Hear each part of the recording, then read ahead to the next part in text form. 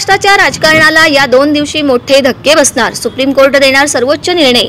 महाराष्ट्राच्या राजकारणासाठी ऑगस्ट आणि सप्टेंबर महिन्यातील प्रत्येकी 1 दिवस हे अतिशय महत्त्वाचे ठरणार आहेत. कारण महाराष्ट्राच्या राजकारणातील अतिशय महत्त्वाच्या ठरणाऱ्या 2 याचिकांवर या 2 दिवशी सुप्रीम कोर्टात सुनावणी होणार आहे. राज्यांच्या राजकारणात सध्या पडद्यामागे प्रचंड घडामोडी घडत आहेत.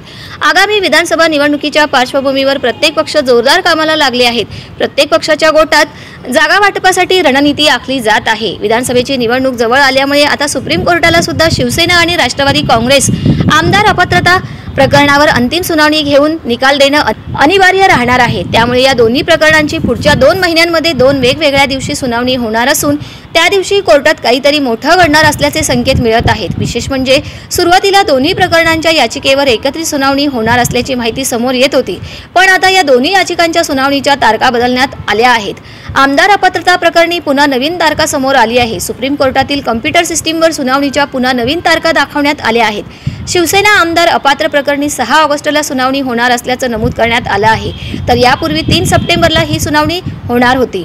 तसेच राष्ट्रवादी काँग्रेसची 3 सप्टेंबरला होणारी सुनावणी आता 17 सप्टेंबरला होणार आहे. दोन्ही सुनावण्या वेगवेगळ्या झाल्याने शिवसेना आणि राष्ट्रवादी काँग्रेसमधील आमदार अपात्रता प्रकरणी पुन्हा संभ्रम निर्माण झाला आहे.